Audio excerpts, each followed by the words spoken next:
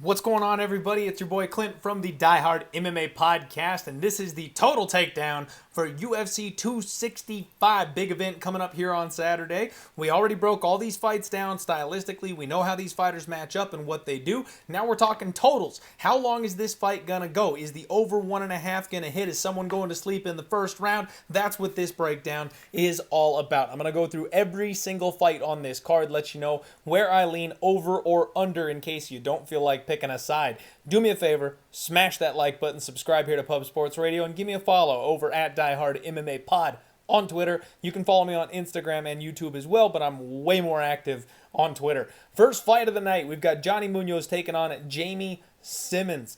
We are kicking this thing off in style. What we've got, Jamie Simmons dropping to a new weight class, physical, powerful, strong wrestler with a big-time striking aggression factor. This guy goes nuts. He goes absolutely ham, looking for the knockout every single time out. He's coming off a bad loss where the UFC used him to make an example, make a highlight reel for Giga Chikadze, so he's probably got some bad intentions here. Johnny Munhoz, slick grappler. This kid's got good, solid wrestling, lots of submission offense. He's probably going to have an edge in the jiu-jitsu department, but he is probably not going to be the better of the two athletes in there on Saturday night. Total here set at 2.5. The over is plus 105, the under is minus 125, and I think this is a sweet spot for violence because Jamie Simmons is either going to absolutely blitz Johnny Munhoz on the feet early when he's full of energy, when he's full of all that piss and vinegar, or they're going to get into a grappling match, and then I think the slickness of Johnny Munhoz is going to take over,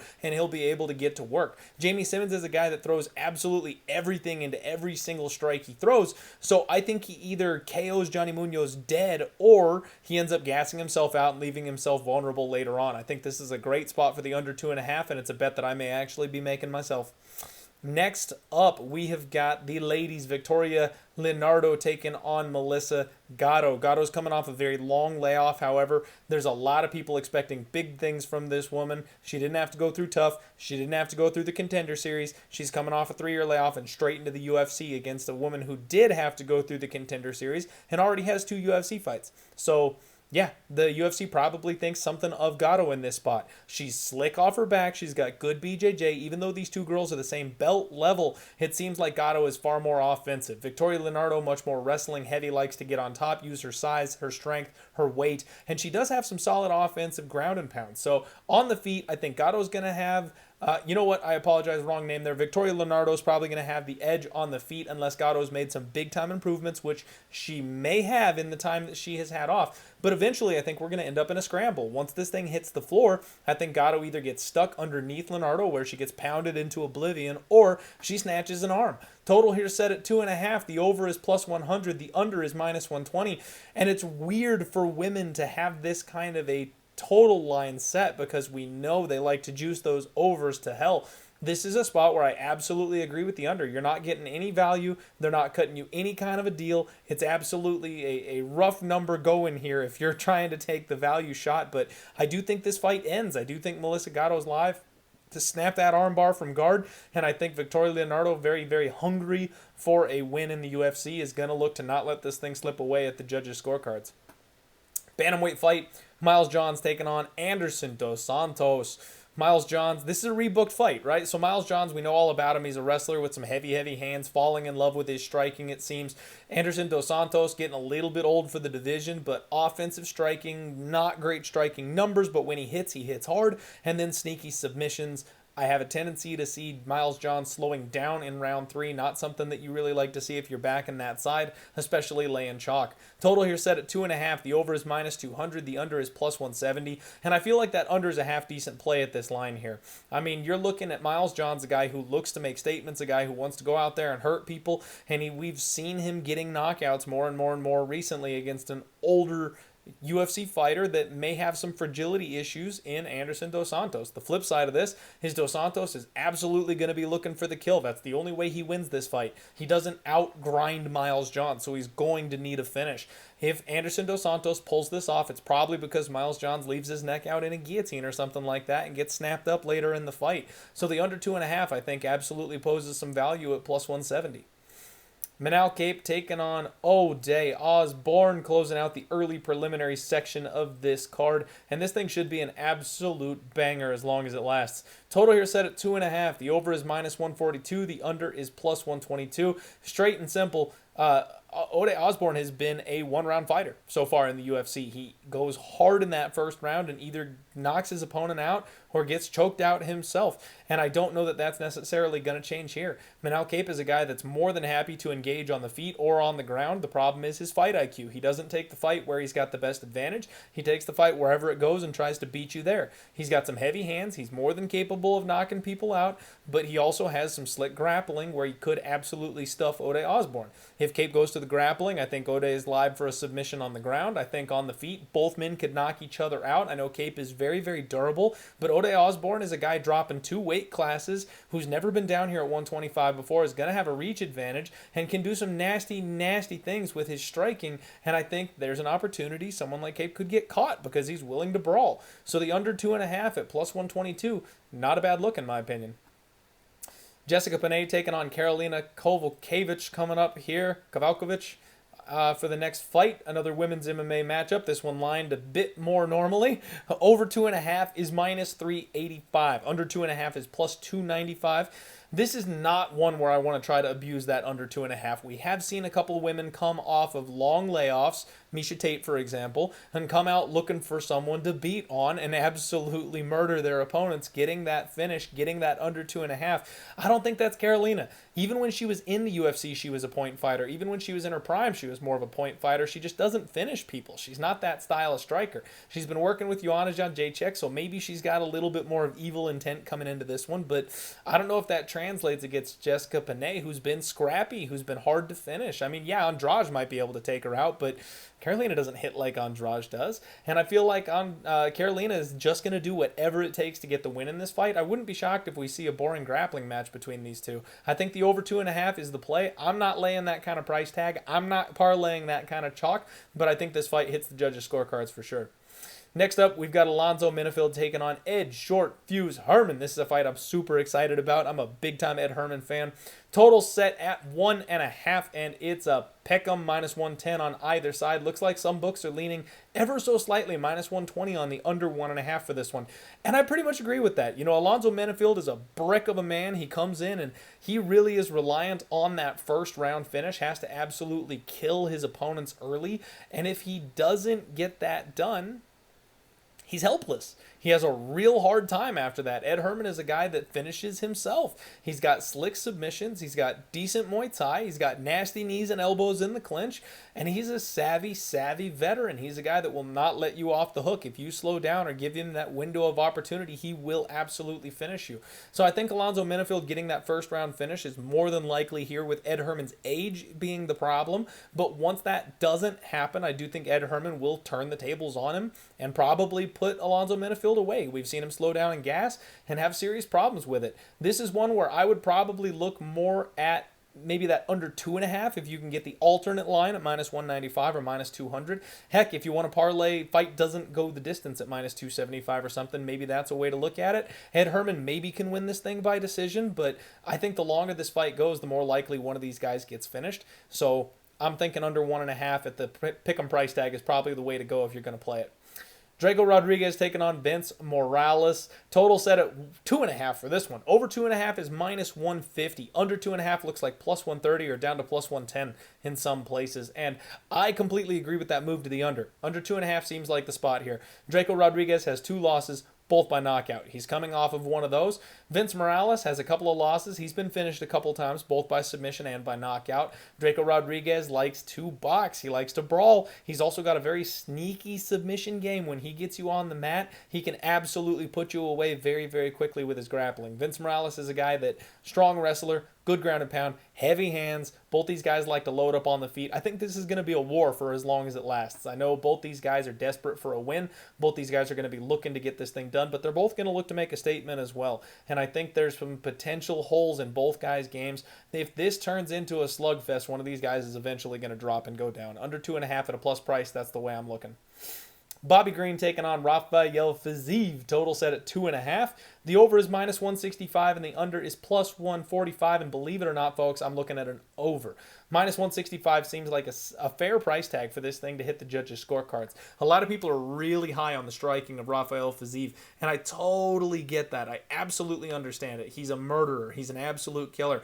But Bobby Green is bigger. Bobby Green is very durable. He's practically a Diaz brother. You cannot put this guy away. And Fiziev is realistically never submitting somebody like Bobby Green. So if this thing takes place on the feet, I think Bobby Green will play just enough to stay in this fight. I think Fiziev will have a hard enough time finishing Bobby Green. And heck, I think Bobby Green may even mix in the grappling, the takedowns, the wrestling. And if he does that, that's going to put old Fiziev in a very, very tough position.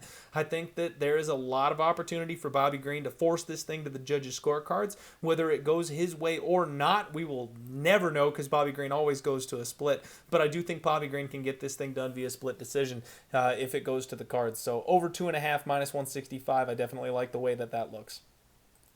Casey Kenney taking on Song Yadong. Total here set at 2.5. The over 2.5 is minus 220. The under 2.5 is plus 180. And what we've got here is a battle of really hyped up prospects. Both guys well-rounded, both guys powerful, both guys know how to grapple and strike. This is a great fight. This is a really, really great fight. And honestly, I see it being very, very competitive, and I see it going all the way. I know Song Yadong's a guy that can hurt people on the feet. He can knock people out. Kennedy is a guy that likes to chain grapple with people every once in a while, mix in those level changes and mix up the fight. We've seen Song Yadong take those kinds of takedowns, give them up, get back to his feet. That's totally what he does. So with both these guys having that same style of game plan, scrambling, getting back up, grinding the other down, wearing the other out, they both have great gas tanks. We've seen it time and time again. They're decision machines. They're durable. They're tough. So I think this thing is going over. Minus 220 to the over 2.5. I think that one hits the judges' scorecards. We are headed over to the... Oh, that last fight actually was on the main card, so I apologize for not giving you the heads up there. We're on the main card now for Tecia Torres taking on Angela Hill. Total set at 2.5. We'll keep this one short. Both these women are decision machines. And not only are they decision machines, but they're incredibly durable. So I think the over 2.5 is dang near a lock for this particular fight. Total set 2.5, minus 141 to the... minus 410 to the over, plus 330 to the under. I really don't see a finish taking place in this particular fight. I would be looking at that over. Except it's way chalky. Michael Chiesa taking on Vicente Luque. Total set at 2.5 on this one. And wow, this is a pick your fighter type of total. So over 2.5 is minus 145. Under 2.5 is plus 125. First off, let me say there is more than enough opportunity for this thing to go under. Vicente Luque is a murderer on the feet. This guy's striking is nasty, and he can absolutely piece Chiesa up if this thing stays standing. The problem is Chiesa subscribes to the wet blanket strategy of MMA. He will not let this fight stay standing as long as he's conscious. He will look for the takedowns, and Vicente Luque is a Brazilian Jiu-Jitsu black belt. So even though this thing probably favors Chiesa if it hits the mat, there's always the chance that Vicente Luque reverses position, gets on top, gets some kind of a submission. He does train with Gilbert Burns, so don't count that out. He's a great grappler. He's a great wrestler. He's got all the skills in the world down there. Chiesa is definitely live for a decision win, and that's kind of leaning to the over 2.5. Maybe he gets a submission, but Luque is very, very hard to put away. We've not hardly seen it ever at all. And then Vicente Luque is a finisher by trade, so if you think he's winning this fight, instead of laying minus 110, minus 120 on Vicente, maybe just take the under 2.5, because I don't know that Luque is going to be winning minutes against Chiesa. I think if he wins, he probably puts him out one way or the other, knockout or submission. I'm going to say over. I'm on the Chiesa boat. I'm going to say over. José Aldo taking on Pedro Munhoz in the co-main event here. Total is set at 2.5. The over is minus 210, and the under is plus 175, and I don't mind this under one bit. Munhoz has already been well documented talking about looking for a finish, looking to put someone away. He wants to hurt José Aldo. He's absolutely looking that way. And then you have got José Aldo, who slows down. He's getting older. He goes to war, and he has some gas tank troubles. In round 3, he's been getting worse and worse and worse lately, except for when he was able to backpack Marlon Chito Vera. If Vera was able to defend that takedown and keep the fight standing, I think we probably have a really different fight outcome in that particular battle. José Aldo still has a long reach advantage here. He likes to rip the body of his opponent's big power shots. Both these guys know how to leg kick. Pedro Munhoz pushes an absolute pace. So I think he's going to force José Aldo into a bit of a firefight here. When he does that, Pedro Munhoz is more than willing to bite down on his mouthpiece and say that my chin is going to last longer than yours. And I don't know if that's true come Saturday. I do think Pedro Munhoz wins this fight, but if they absolutely go to war, kind of like he did with Cody Garbrandt, it'll be interesting to see who ends up walking away there. The fact that both guys can finish definitely relies itself to this underhitting. And then José Aldo, we have seen him knocked out before. Both these guys are getting older, even though Pedro Munhoz has been ridiculously durable his entire career. Eventually that's going to change. So the under at plus 175 doesn't seem like a bad option in my opinion. Main event time. Ciryl Gane taking on Derrick the Black Beast Lewis. Total is set at 3.5 for this one. Over is plus 130. The under is minus 150. And I completely agree with that under. You know, a lot of people, I think, have been talking about Ciryl Gane, the way he works himself to decisions, the way he fought Alexander Volkov. He's a tactician, and he is more than willing to go 25 minutes and just piece his opponent up. However, he's taking on Derrick Lewis this week. A guy that can change the course of a fight with a single punch. We've seen it time and time again. You cannot question this man, because if you do, he makes you pay for it. If Ciryl Gane gets clipped by Derrick Lewis, I have no doubt Derrick is fully capable of knocking this man out. Will he? That's the question. What we've seen from Derrick Lewis is a ability to give up the takedown. Ciryl Gane is an excellent grappler. We've also seen Derrick Lewis hurt to the body. And what Ciryl Gane likes to do is throw lots of big body kicks and knees to the body when he gets in close, and then he exits before his opponent has the chance to counter. I can absolutely see him staying at range and lighting Derrick Lewis up to the body. Derrick Lewis will potentially get desperate at some point in this fight and push the pace, looking for that knockout, knowing he is potentially in trouble, and he either gets it, or if he doesn't, I think Ciryl Gane probably puts him away. I think Ciryl Gane is ready for that title shot. I think he makes a statement on Saturday. And as much as I'm a huge fan of Derrick Lewis, and I hope I'm wrong, and I hope Derrick Lewis comes out and bombs on Ciryl Gane in this spot and gets his interim strap and shot at Francis Ngannou, nothing would make me happier. I don't see it happening. But either way, no matter who ends up winning this fight, I do think somebody is going to sleep. So I would look at the under 3.5 at minus 150.